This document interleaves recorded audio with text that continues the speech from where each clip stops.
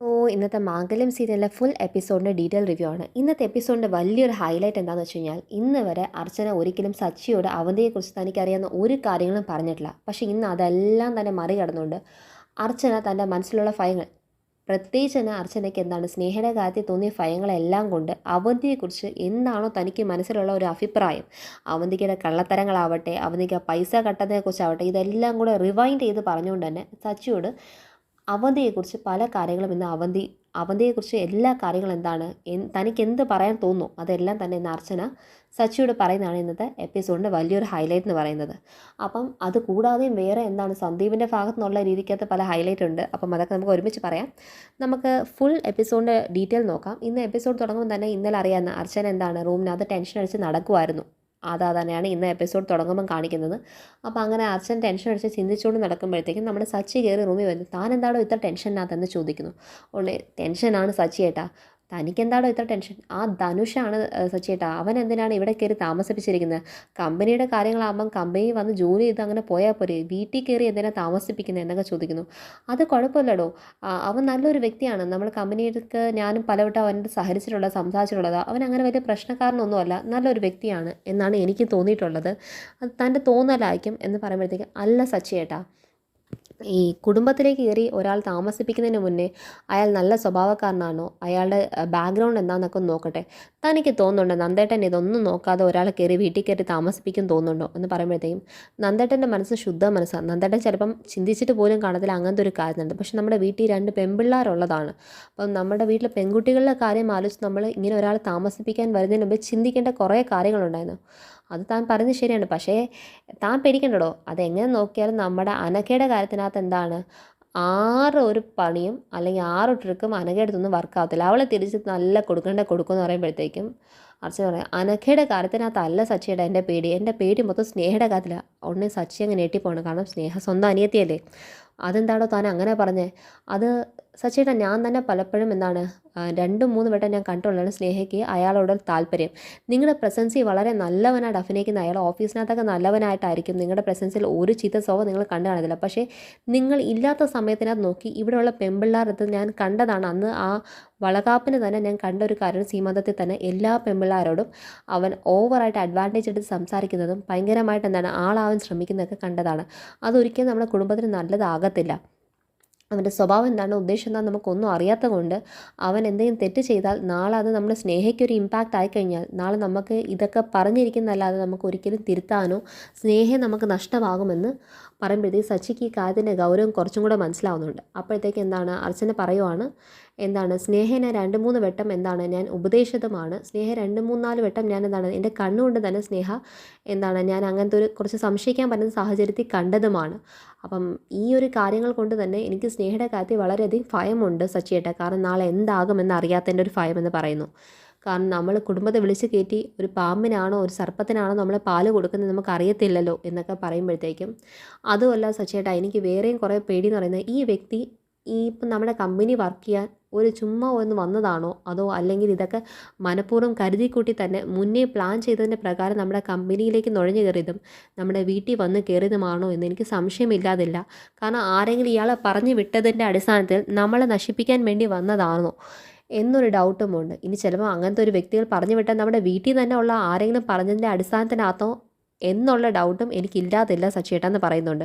ഉടനെ സച്ചി, താൻ എന്താണോ ഇങ്ങനെയൊക്കെ പറയുന്നത് പറയുമ്പം, സച്ചിയേട്ടാ നമുക്കറിയാം ആ 1 കോടി രൂപ നഷ്ടപ്പെട്ടതിൻ്റെ കാര്യം എന്നതിനെക്കുറിച്ച് നമുക്കറിയാവുന്നതാണ്. അവന്തികേട്ടത്തിയോട് ആരും അതിനെക്കുറിച്ച് ചോദിക്കരുതെന്ന് പറഞ്ഞാലും ആരും അത് മനസ്സിൽ നിന്ന് മറന്ന് കളഞ്ഞിട്ടില്ലല്ലോ. അവന്തികേട്ടത്തി ഇനി ഓഫീസിൽ പോകണ്ട എന്ന് അച്ഛൻ പറഞ്ഞതും അവന്തികേട്ടി ഓഫീസിൽ പോകുന്നത് നിർത്തിയതും ഈ 1 കോടി രൂപയുടെ സംഭവത്തിൻ്റെ ഇവിടെ നടന്നതും അതിനുശേഷം ധനുഷ് എന്ന് പറഞ്ഞ ഒരു വ്യക്തി കമ്പനിയിലേക്ക് വരുന്നതും അയാൾ വൈസ് പ്രസിഡൻ്റ് ആവുന്നതും അയാൾ എന്ന് പറയുമ്പോഴത്തേക്കും വീട്ടിൽ കയറി ഒരാളായി മാറുന്നതും ഇതെല്ലാം കൂടെ കൂട്ടി വായിക്കുമ്പോൾ എന്തൊക്കെയോ സ്പെല്ലിംഗ് മിസ്റ്റേക്ക് ഇല്ലേ സച്ചിയേട്ടാ? കാരണം ഇനി അവർ തമ്മിലുള്ള ഒരു ഒത്തുകളി ഉണ്ടോയെന്ന് പോലും നമുക്കിതിനകത്ത് പറയാൻ പറ്റത്തില്ല. കാരണം അങ്ങനെയാണെന്നുണ്ടെങ്കിൽ നമ്മളെ ചുറ്റി വരുന്ന ഒരു സർപ്പമായി തന്നെ ഇയാൾ മാറും. നമ്മുടെ കുടുംബത്തിന് അടിവേരോട് ഇളക്കാനുള്ളൊരു പരിപാടി ആകുമെന്നതിൻ്റെ ഭയമുണ്ടെന്ന് പറഞ്ഞിട്ട് അർച്ചന അങ്ങോട്ടേക്ക് മാറുമ്പോഴത്തേക്കും സച്ചി ബെഡിനകത്തിരുന്ന് ഭയങ്കരമായിട്ട് ചിന്തിക്കുകയാണ്. കാരണം സച്ചിയുടെ മനസ്സിൽ അപ്പം കയറി വരുന്നത്, ഇത് മുന്നേ ആണ് അർച്ചന പറയുന്നതെങ്കിൽ സച്ചിക്ക് അത് വലിയൊരു കാര്യമാണല്ലോ.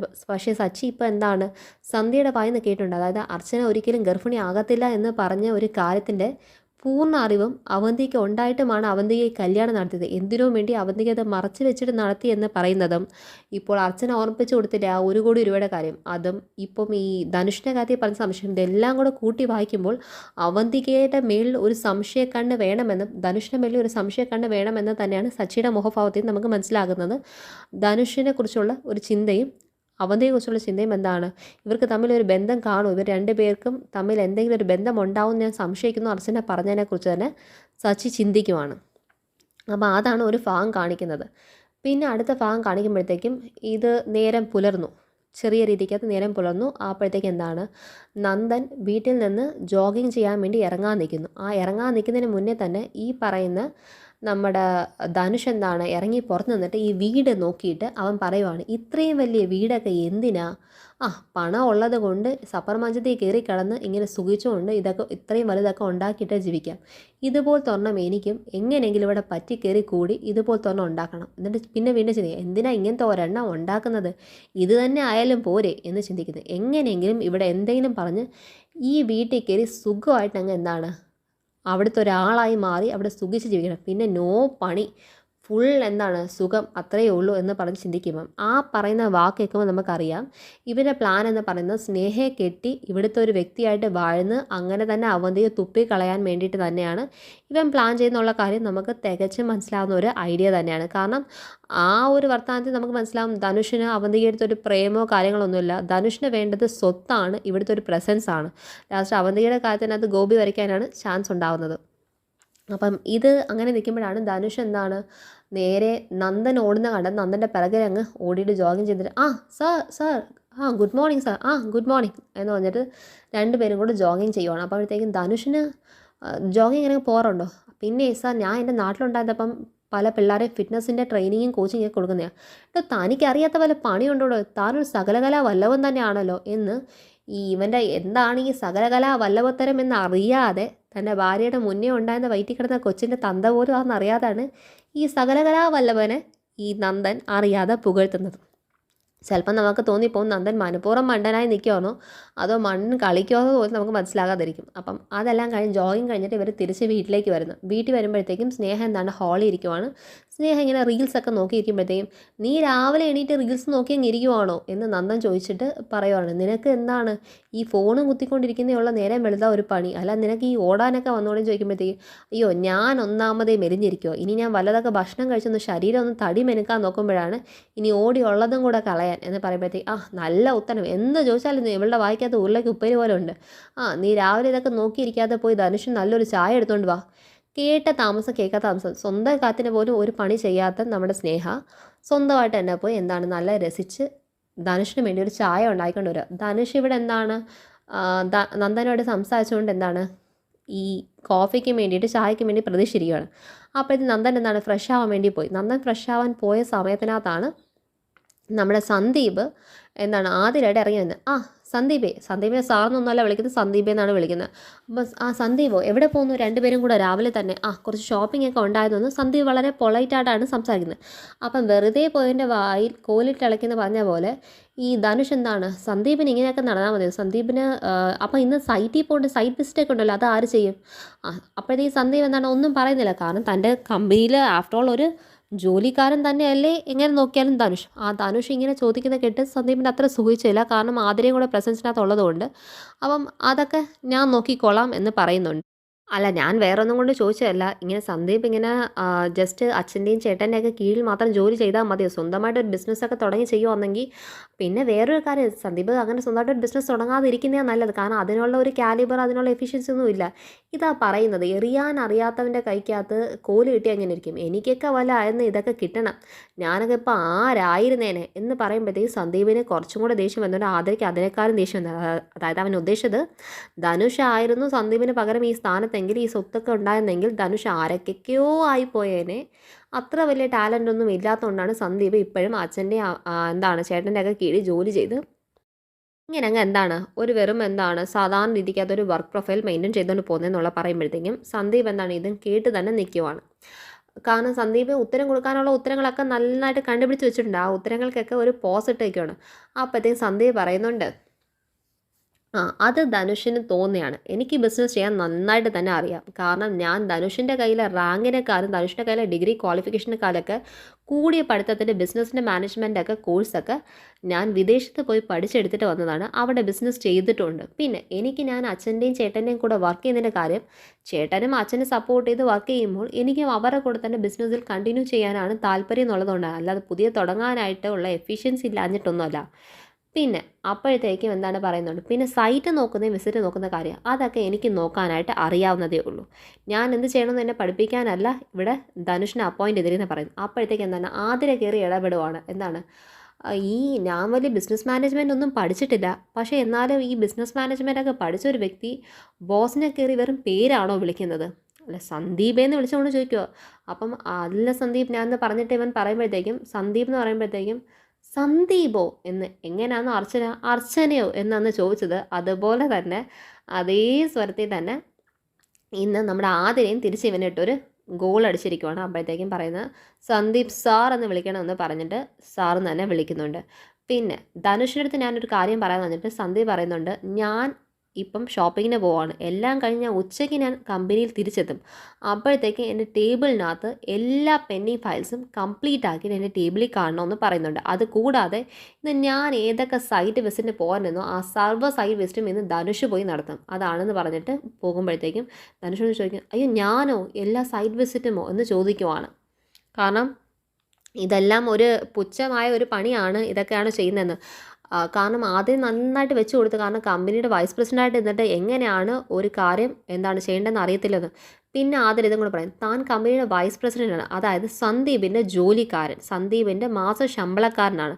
സന്ദീപ് എന്ന മാസ ശമ്പളം സന്ദീപിനെ ഉപദേശിക്കാനോ അല്ലെങ്കിൽ മോട്ടിവേഷൻ ടോക്ക് നടത്താനല്ല, പറയുന്ന ജോലി കൃത്യസമയത്ത് ചെയ്തു വെക്കാൻ വേണ്ടിയിട്ട് മാത്രമാണ്. അപ്പം ചെയ്യാൻ തന്നിരിക്കുന്ന ജോലി അങ്ങ് ചെയ്താൽ മതി, അല്ലാതെ കൂടുതൽ കയറി കുടുംബത്തിൽ കയറി ഇങ്ങ് ഇടപെടാനായിട്ട് വരാൻ നിൽക്കേണ്ട എന്ന് പറഞ്ഞിട്ട് അവർ രണ്ടുപേരും ഷോപ്പിങ്ങിന് പോവാണ്.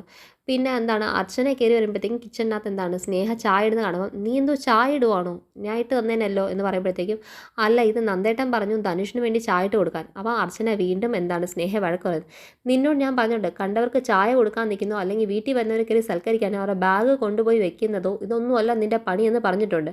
നിനക്ക് തന്നെ സ്വന്തമായിട്ടൊരു ചായ വേണമെങ്കിൽ പോലും ഏട്ടത്തിൽ നിന്ന് വിളിച്ച് എൻ്റെ അടുത്ത് പറയുന്നത് നീ ഇപ്പം ഉടൻ തന്നെ ഈ ചായ ഇടാനായിട്ട് കയറിയത് എന്താണ്?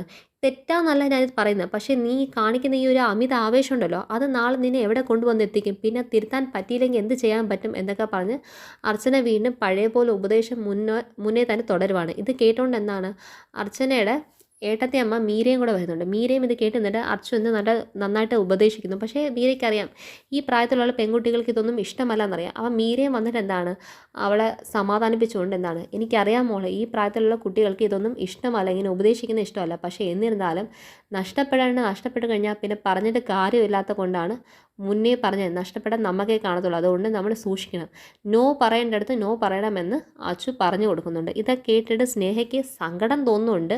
പക്ഷേ എന്നിരുന്നാൽ സ്നേഹയ്ക്ക് കംപ്ലീറ്റ്ലി ആ ഒരു ഉപദേശം അങ്ങ് ഇഷ്ടപ്പെട്ടു എന്ന് നമുക്ക് മനസ്സിലാകാം. അപ്പോൾ സ്നേഹയെ കൊണ്ട് ചായ കൊടുപ്പിക്കാതെ അച്ചു ഈ ചായയും കൊണ്ട് നേരെ ഹാളിലേക്ക് പോവാണ്. ഉടനെ ഈ ധനുഷ് നന്ദൻ്റെ മുഖത്ത് നോക്കി തന്നെ സംസാരിച്ചുകൊണ്ടിരിക്കുമല്ലായിരുന്നു. അപ്പോൾ ഈ ചായ കപ്പ് മേടിക്കാനായിട്ട് അങ്ങോട്ട് തിരിയുന്നതിന് മുന്നേ നേരെ ആരാ കൊണ്ടുവന്നതെന്ന് മുഖം നോക്കുന്നതിന് മുന്നേ തന്നെ സ്നേഹമോള് ചായയൊക്കെ ഇട്ട് കൊണ്ടുവന്നു, സ്നേഹമോള് ചായയൊക്കെ ഇട്ട് കൊണ്ടുവന്നെന്ന് പറയുന്നതും നേരെ നമ്മുടെ അച്ചുവിൻ്റെ മുഖത്തേക്കായിപ്പോയി. ഒരുമാതിരി പ്ലിങ് എന്ന് പറഞ്ഞ് എന്താണ് അവൻ്റെ മോന്തയുടെ ഫുൾ ബൾബും പോയി തന്നെ പറയാം. അതുപോലെ അർച്ചൻ എന്താണ് ഈ സ്നേഹ മോളെന്നൊക്കെ വിളിച്ചെന്നെ നോക്കിയിട്ട്, നീ ഉദ്ദേശിക്കുന്ന ഒന്നും ഞാൻ ഇവിടെ നടപ്പിലാക്കത്തില്ല, എനിക്കറിയാം നിൻ്റെ കണ്ണുകൾ എവിടെയൊക്കെ പോകുന്നു അവിടെ നിന്നൊക്കെ എന്തൊക്കെ സൂക്ഷിക്കണോ അതൊക്കെ സൂക്ഷിക്കാൻ എനിക്കറിയാമെന്നുള്ള രീതിയിൽ അർച്ചന തിരിച്ച് അവനൊരു നോട്ടം. അപ്പോഴത്തേക്കും നന്ദേട്ടന് ചായ വേണമെന്ന് ചോദിക്കുന്നുണ്ട്. അപ്പോഴത്തേക്കും പറയാം അല്ല വേണ്ട അർച്ചന എന്ന് പറയുന്നുണ്ട്. ഇന്നിപ്പോൾ ഞാനും ധനുഷും കൂടെ എന്താണ് പുറത്തേക്കൊരു സ്ഥലത്ത് പോയിരുന്ന് ഓഫീസിൽ തന്നെ പോകണമെന്നില്ലല്ലോ, പോയിരുന്ന് ഞങ്ങൾ ഒരു ഡിസ്കഷൻ നടത്താനുണ്ട് എന്ന് പറയുകയാണ്. അപ്പോൾ അത് കേൾക്കുമ്പോൾ അർച്ചനയ്ക്ക് വീണ്ടും ടെൻഷൻ ആവുന്നുണ്ട്. കാരണം എന്തെങ്കിലും ട്രാപ്പ് ആവോ എന്നുള്ളൊരു ടെൻഷനകത്താണ് ഇരിക്കുന്നത്. അപ്പോൾ ഇന്നത്തെ എപ്പിസോഡിൻ്റെ ടോട്ടൽ അപ്ഡേറ്റ് ഇതാണ്. ഇത് അപ്കമിങ് എപ്പിസോഡാണ്. സോ എല്ലാവരും കാണുമോ, ഇഷ്ടപ്പെടുന്നു വിചാരിക്കുന്നു. പിന്നെ മാംഗല്യം സീരിയലിൻ്റെ ക്യാസ്റ്റിനകത്ത് എല്ലാവർക്കും ഇഷ്ടംപോലെ അവാർഡ് കിട്ടി. ഒന്നാമത്തെ കാര്യം നമ്മുടെ സച്ചിക്കും അർച്ചനയ്ക്കൊക്കെ നല്ല മരുമകൾ നല്ല മരുമകൻ എന്ന അവാർഡൊക്കെ കിട്ടി. അതുപോലെ തന്നെ നമ്മുടെ സന്ദീപിന് തന്നെ റൈസിംഗ് സ്റ്റാർ എന്ന അവാർഡ് കിട്ടി. സോ എല്ലാം വളരെ ഡിസേർവിംഗ് ആണ്. സോ അവർക്കൊരു ബിഗ് കൺഗ്രാറ്റ്സ്. അതുപോലെ തന്നെ നമ്മുടെ ആതിരയ്ക്ക് നല്ല ബെസ്റ്റ് സിസ്റ്റർ എന്ന് കിട്ടിയിട്ടുണ്ട്. ഇന്ന് ആ ബെസ്റ്റ് സിസ്റ്റർ എന്ന് തന്നെ ആതിര തെളിയിച്ചിട്ടുണ്ട് കേട്ടോ. അപ്പം ഓക്കെ, എല്ലാവർക്കും ഇഷ്ടപ്പെടുമെന്ന് വിചാരിക്കുന്നു. എല്ലാവരും സപ്പോർട്ട് ചെയ്യൂ. താങ്ക്